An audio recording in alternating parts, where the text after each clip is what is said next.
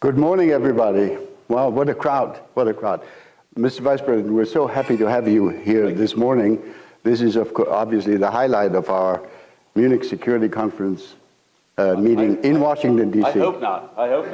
But it is the highlight. It's really a great honor to welcome you here this morning. Actually, for those of you who have not been regular participants in Munich, this is the third time already that the Vice President is participating in a Munich Security Conference event. When you came to Munich last February, your speech kicked off a pretty controversial debate about fundamental values, unlike anything we have ever had at the Munich Security Conference. And actually, we published a brochure, a copy of which you'll have on the way out, about the speech and the reactions to it from around the world. This intense debate about how fundamental values, how the freedom of speech, the rule of law should be interpreted and applied continues to this day. But when we prepared for this meeting with your team yesterday, we agreed, and they agreed, that today we should try to focus on current challenges of foreign policy, which confront us together. So thank you again for making yourself available. We don't have a great deal of time, so I'll not come up with a long introduction, and I just want to get us started. The first time you came to Munich, you were still a senator from Ohio. What I associate with Ohio is the Dayton Agreement, 30 years ago in 1995. I was at that time actually the German negotiator.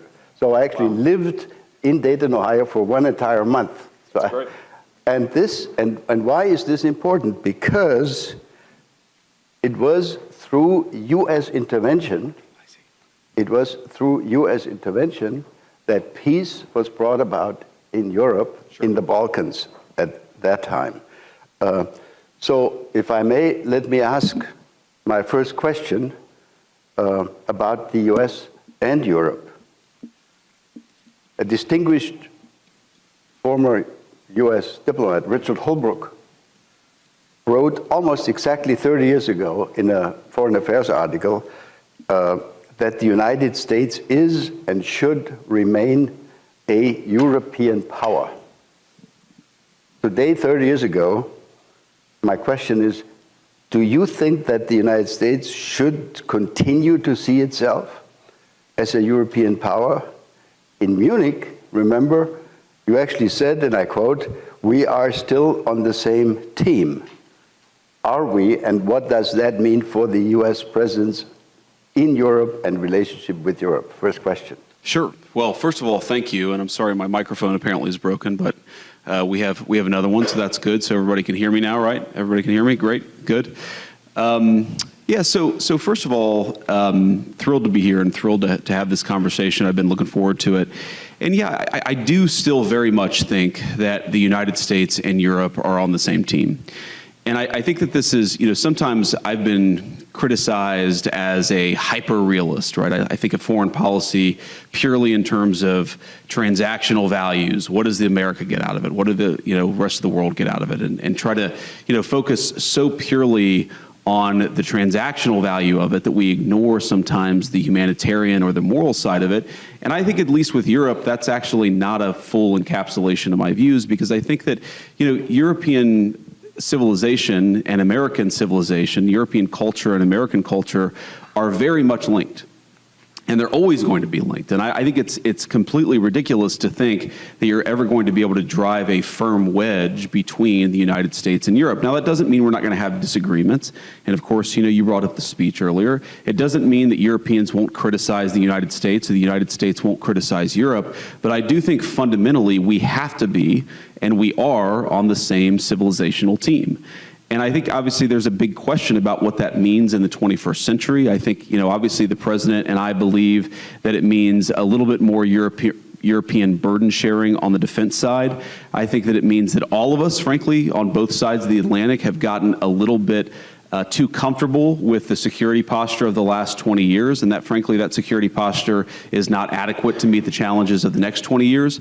So there are a lot of ways in which this alliance will evolve and change, in the same way that the alliance evolved and changed from 1945 to 1975 and from 1975 to 2005. I do think that we're in one of these phases where we're going to have to rethink a lot of big questions, but I do think that we should rethink those big questions together. That is a fundamental belief of both me and the president.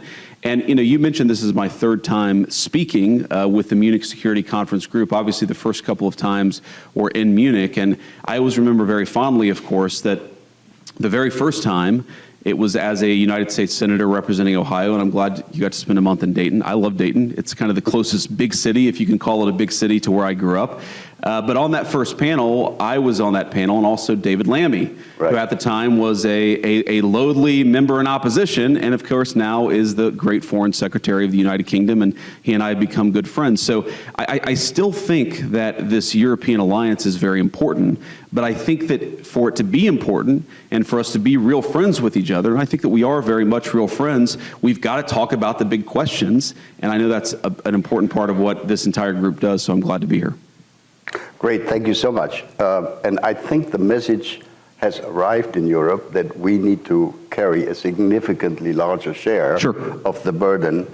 As you know, we are all trying to spend more. Some are spending really a lot more. Others are lagging behind a little bit, but we're moving in the right direction, I think. Let me turn to a really concrete, urgent issue, Ukraine. The Trump administration, from what we have seen in the media, etc., seems to agree with most of us in Europe that, unfortunately, Russia does not seem to be really willing to end this military confrontation. If that's the assessment, if that's our collective assessment, could you talk a little bit about U.S. strategy going forward? We all want this war to end, and let me say as a very personal comment, I think the Trump administration did the right thing by starting this process of talking to the Ukrainians, talking to the Russians, but the Russians seem not to be interested in the kind of quote-unquote deal that could be offered to them. So talk to us a little bit about how you see the next steps. Yeah, so let me say a couple of things about this. First of all, I appreciate your kind words about the administration. Obviously, I think it was the right thing to do for us to start the process of negotiation. I think for too long, the Russians, the Ukrainians have been fighting. Obviously, there's been a lot of people dying on both sides. There's been a lot of innocent loss of life. And our view is it's absurd that you've had this war go on for so long, and the two sides aren't even talking constructively about what would be necessary for them to end the conflict. And I think that one of the things that President Trump has always been very good at, and he's gotten a lot of criticism, unfair criticism in my view, from both the American and some of the European press, is what I would call a strategic realism or a strategic insight. In other words, you don't have to agree with the Russian justification for the war, and certainly both the president and I have criticized the full-scale invasion, but you have to try to understand where the other side is coming from to end the conflict. And I think that's what President Trump has been very deliberate about, is actually forcing the Russians to say, here is what we would like in order to end the conflict. And again, you don't have to agree with it. You can think that the request is too significant, and certainly the first peace offer that the Russians put on the table, our reaction to it was, you're asking for too much, but this is how negotiations unfold. And I wouldn't say, I'm not yet that pessimistic on this, I wouldn't say that the Russians are uninterested in bringing this thing to a resolution. What I would say is right now, the Russians are asking for a certain set of requirements, a certain set of concessions in order to end the conflict. We think they're asking for too much, okay? And then obviously, the Ukrainians matter a lot. They're the other side, they're the other party, at least to the direct conflict. And we have to ask, what is the Ukrainian, what do they need in order to bring this conflict to a successful completion? And we're gonna continue to have that conversation. Now, what the president has said is that he will walk away if he thinks he's not making progress. And I think that, about once every 4 or 5 weeks, you will hear some American official or sometimes multiple American officials say, this is a week where we need to make another step. And in particular, the step that we would like to make right now is we would like both the Russians and the Ukrainians to actually agree on some basic guidelines for sitting down and talking to one another. Obviously, the United States is happy to participate in those conversations, but it's very important for the Russians and the Ukrainians to start talking to one another. We think that is the next big step that we would like to take. And why does that matter? The reason it matters is because, again, I mentioned the Russians, but also the Ukrainians have also been sort of, they've put a piece of paper in our hands that says this is what we would need in order to bring this conflict to a successful resolution from our perspective. And there's a big gulf, predictably, between where the Russians and the Ukrainians are, and we think the next step in the negotiation is to try to close that gulf. We think it's probably impossible for us to mediate this entirely without at least some direct negotiation between the two, and so that's what we focus on. But I'm not yet a pessimist on this. I mean, obviously, the Russians and the Ukrainians are not there yet because the fighting is still going on. The Ukrainians have said they would agree to a ceasefire, a 30-day ceasefire. We appreciate that. What the Russians have said, again, you don't have to disagree with it, but it's important to understand where the other side is coming from. What the Russians have said is a 30-day ceasefire is not in our strategic interest. So we've tried to move beyond the obsession with the 30-day ceasefire and more on what would the long-term settlement look like. And we've tried to consistently advance the ball. One final point I'd make about this, I think it probably wouldn't surprise anybody in the room, but there are a lot of people watching who are not in the room, is a frustration that we've had, frankly, with both sides, is that they hate each other so much that if you have an hour conversation with either side, the first 30 minutes are just them complaining about some historical grievance from 4 years ago or 5 years ago or 10 years ago. Look, I understand it. I understand that people don't fight wars against each other without a lot of grievance and a lot of problem, but we're trying to, as much as we can, play a constructive role in advancing the peace conversation forward. What I'll say, just to echo something that President Trump has said many times, but I think it bears repeating, is our strong view is that the continuation of this conflict is bad for us, it's bad for Europe, it's bad for Russia, and it's bad for Ukraine. We think that if cool heads prevail here, we can bring this thing to a durable peace that will be economically beneficial for both the Ukrainians and the Russians, and most importantly, will stop the end of the destruction of human lives. I think people underappreciate this about our president here in the United States is he has a genuine humanitarian impulse about this. He hates innocent people losing their lives. He hates even soldiers losing their lives in unnecessary conflicts. He just wants the killing to stop, and that will continue to be America's policy. But obviously, as all of you have seen, we'll navigate that policy and react as the parties bring their grievances to us. Great, thank you very much. If I can just offer 2 footnotes to that. I think for us,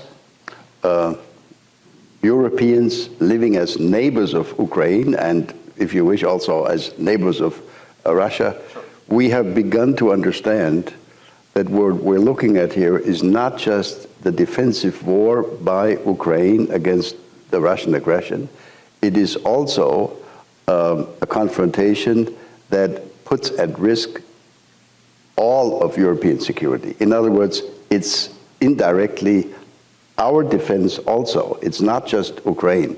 And this is why we're so desperately interested in seeing that this comes to an end, hopefully. And I think the real trick for negotiations and for a conclusion of this is going to be that it's going to be lasting and not broken in the next 3, 6, or 9 months again. Let me, Mr. Vice President, since we have so little time, there are so many issues. If you allow, let me turn to another issue, China. That's a key, as we understand, a key challenge for the United States, for your foreign policy. It's also of tremendous interest for us in Europe. So the United States has defined China as the key strategic challenge going forward for coming probably many years. this has also been the justification, the reasoning when American staff members of yours tell us the United States must be much more present in Asia and will therefore need to reduce their presence, their strength, etc., in Europe. But now there are some signals in the media that the United States government, that the White House might actually be interested in a strategic deal with China, maybe even including on Taiwan. Could you talk a little bit about the China strategy of the Trump administration? Yeah, so I haven't seen those reports that you mentioned, a strategic deal on Taiwan, so I wouldn't speak to that. I certainly would say that there has been no conversation between our governments about a strategic deal on that particular question. What we have talked about, of course, is that we cannot absorb the producer surplus of the entire world. That has been the role of the American economy for the past 30 years. In some cases vis-a-vis Europe, and by the way, we don't blame, for example, the Germans for pursuing a policy that makes their exporters strong. We just wish that American leadership had pursued a policy that made our exporters strong, because now we find ourselves in a very precarious place. And when I say we, I mean the entire West. I mean the NATO alliance, I mean the United States and Europe, which is that we become, in a world of hyper-complicated, hyper-globalized supply chains, we find ourselves more and more reliant on countries that may not have our best interests at heart. And even if they're halfway decent trading partners, it's still a little bit risky to put all of your eggs in one proverbial basket economically. And what the president has said is we must rebalance the global economy vis-a-vis China. We cannot absorb hundreds of billions of dollars, close to $1 trillion per year in annual surplus, most of it coming from the People's Republic of China. And what that's going to mean in the rebalancing is that we think that the PRC is going to have to, frankly, let their own population consume a little bit more. They've held consumption levels down in order to increase these massive exports. It means that American manufacturers are going to have to be treated more fairly in some of these global trade deals. It means we're going to have to cut some new trade deals with some of our friends in Europe, but also with some of our more adversarial nations. But that also, you know, we have to be careful here, because while we want to rebalance global trade, and that has certainly been the explicit goal of our policy, we also want to make sure that we do this in the right way. And yes, you've seen media reports that the Chinese reached out to the United States. Of course, we're going to sit down and talk to them. I'm not going to divulge too many details or prejudge the negotiations, but we want to rebalance trade in the interests of American workers, in the interests of American manufacturers. That is our policy. We think that we can do that while preserving at least an open dialogue with the PRC and with a lot of other nations all over the world.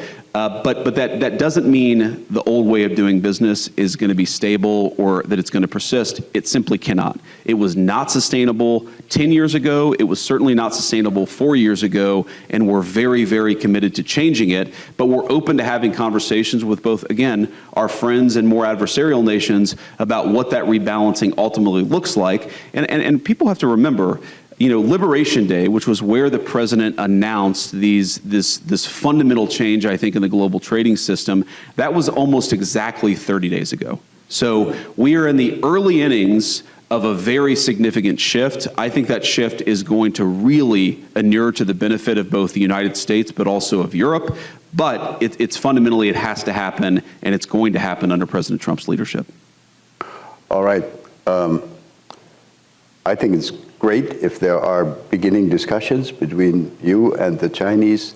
Could you expand a little more on what would your expectations be for an EU-US successful discussion of these trade issues? Is there any message that we can take home to our friends in Brussels? Because that's also, from our point of view, obviously a very urgent issue. Yeah, so to put it very simply, and we've obviously had great conversations with a lot of our European friends at the very senior levels between, you know, the president and heads of state, between me and officials in European governments, but also with trade representatives and also the very nitty-gritty technical details of a trade agreement. So these conversations are ongoing. But I'll throw a few general principles out there. I think the first is that, again, America wants its exporters and by implication its workers to be treated much more fairly. We want American markets, in the same way that American markets have been open to a lot of European goods, we'd like a lot of European markets to be open to American goods. Now there's an agriculture component to that, there's a value-added manufacturing component to that. We think that we have in both the software but also the more harder technology side, we have some great defense technology firms where on the one hand we have our European friends saying we want to actually build up our defense, we want to do more burden sharing, but on the other hand, it seems like some of our European friends are less open for business if the people selling software and hardware are American firms. Well, we think that's inconsistent. We think that we have some of the best military hardware and software in the world, and we think part of being good allies is, yes, we obviously want the Europeans to take a bigger role in the continental defense, but we also think that there are a lot of great American companies that they can work with, and so, again, this doesn't have to be a zero-sum dynamic. This can be a very synergistic relationship, but the fundamental principle is we think that most nations in the world have been way too hard on American exporters and American firms.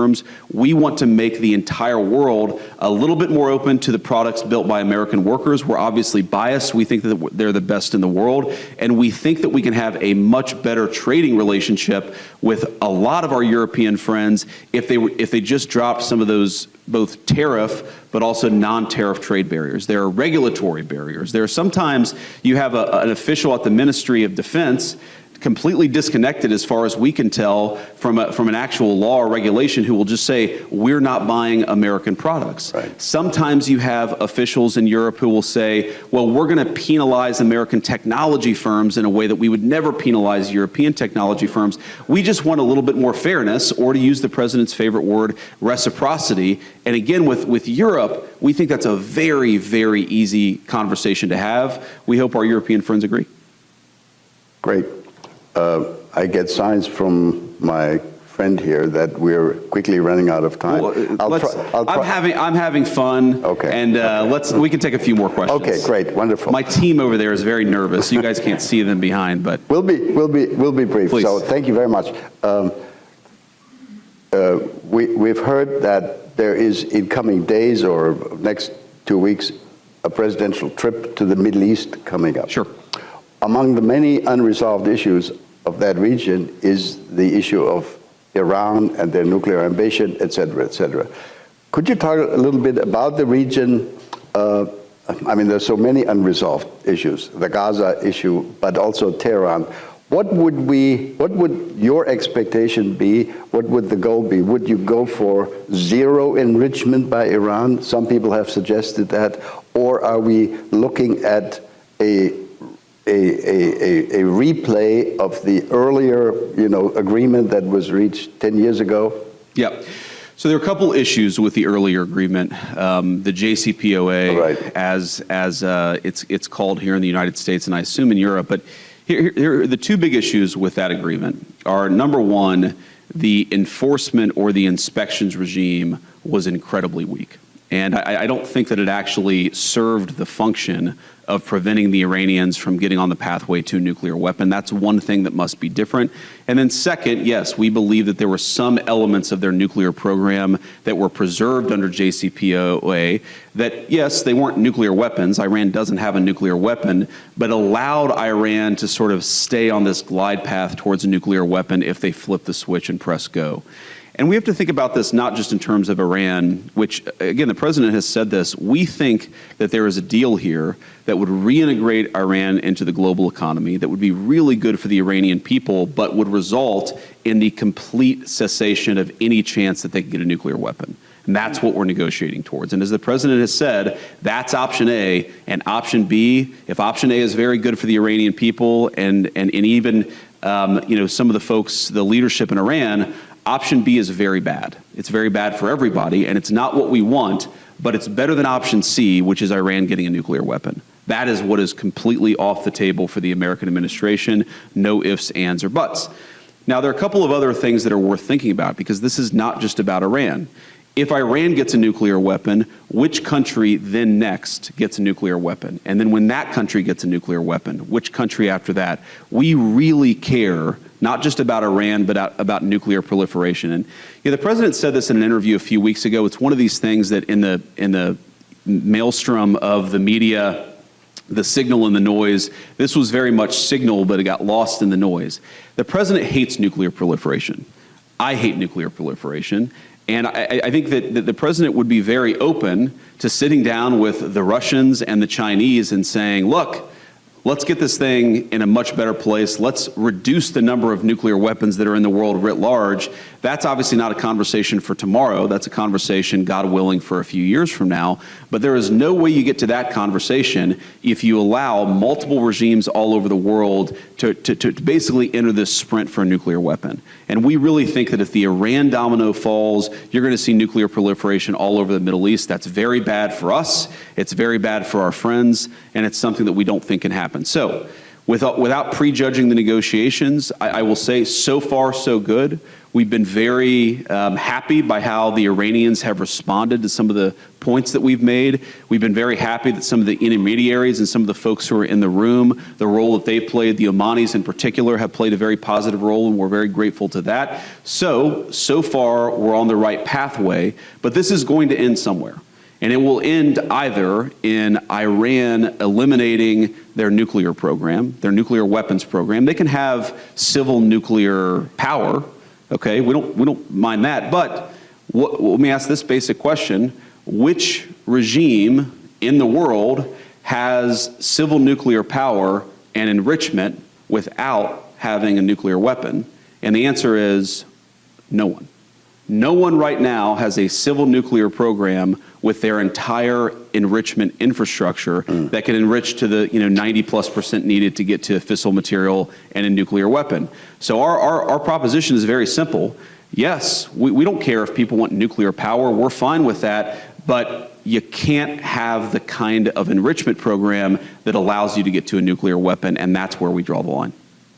Great. I think most of us would totally agree with that. And especially, I think, speaking on behalf of a non-nuclear country, with the goal of maintaining the nuclear non-proliferation regime. Yes. That's very important. That allows me to turn to my next or last question on NATO, because most people don't understand that the fact that we've had NATO under U.S. leadership for the last 70 years, that has been an essential instrument of international non-proliferation. Yes. If we had not had the U.S. nuclear presence in Europe, I would be prepared to give you at least 2, 3, 4, 5 countries in Europe that would have gone nuclear if they had not had this reassurance. Sure. So NATO has played a big role in nuclear non-proliferation. In 6 weeks' time, we have a NATO summit coming up.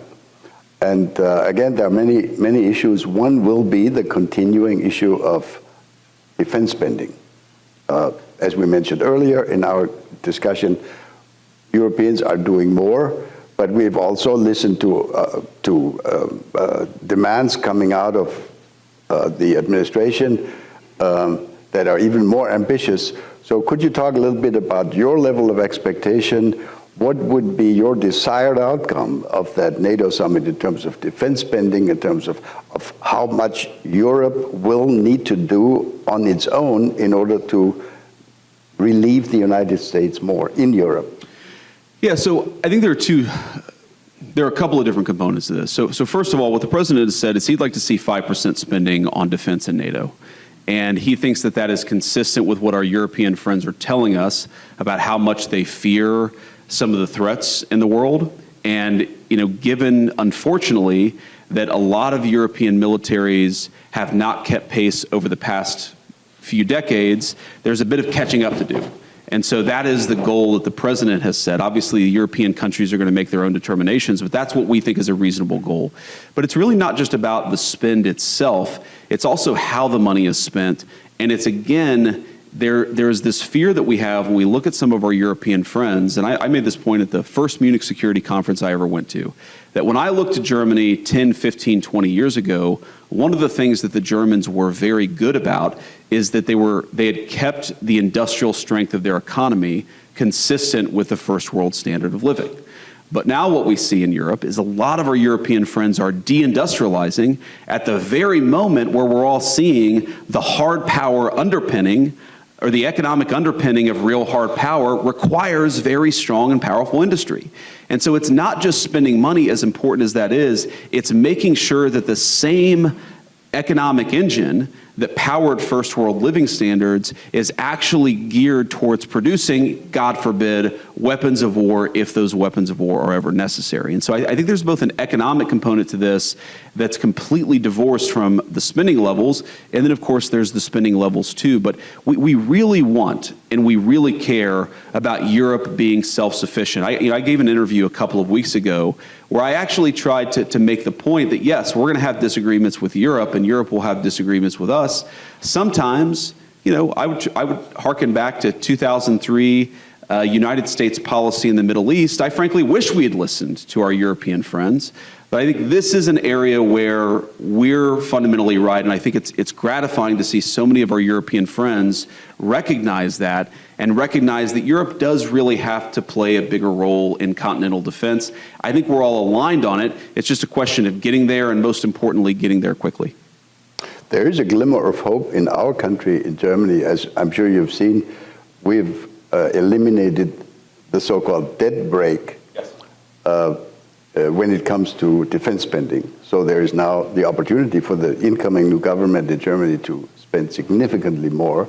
In other words, I think we're in good shape in terms of responding to what you have just said.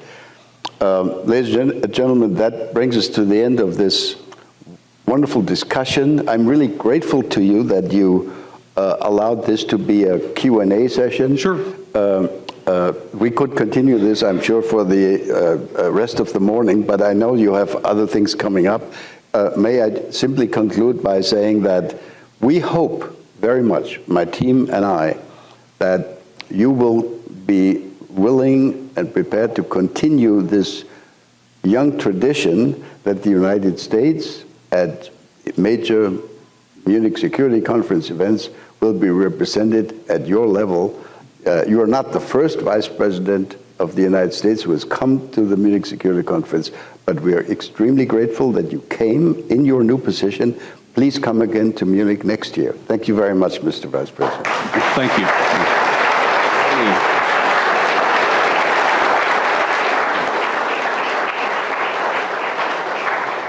So if I may just say a few things in conclusion. First of all, I appreciate the kind words. And I appreciate the invitation back. I wasn't sure after February whether I'd get the invitation back, but it's good to know that it's still there. Well, we thought about it. Second of all, since you brought up Germany, I wanted to, of course, from the President, issue our congratulations to Chancellor Merz. And I know that we'll have a conversation with him in the next couple of days, but we're looking forward to it. And the final point that I'd make is not to rehash what's in that document, but one of the things that I said in that speech that didn't get as much airplay, but I thought was just as important, is that everything that I said there applied as much to the previous American administration as it did any government in Europe. Oh. And I think that I mean this from the heart and as a friend, that there is a trade-off between policing the bounds of democratic speech and debate and losing the trust of our people. Every single country, and we're all going to draw the lines a little bit differently, every single country says there are things that are outside the realm of political debate. I understand that, I accept that, and I'm fine if one country is going to draw those lines a little bit differently than the United States. But I think all of us, including especially the United States, we have to be careful that we don't draw the lines in such a way that we actually undermine the very democratic legitimacy upon which all of our civilization rests. And I think that is fundamentally the point here. It's not Europe bad, America good. It's that I think that both Europe and the United States, we got a little bit off track, and I'd encourage us all to get back on track together. We're certainly willing and able to participate in that work, and I think all of you all too. Thank you. God bless you. Great. Thank you so much.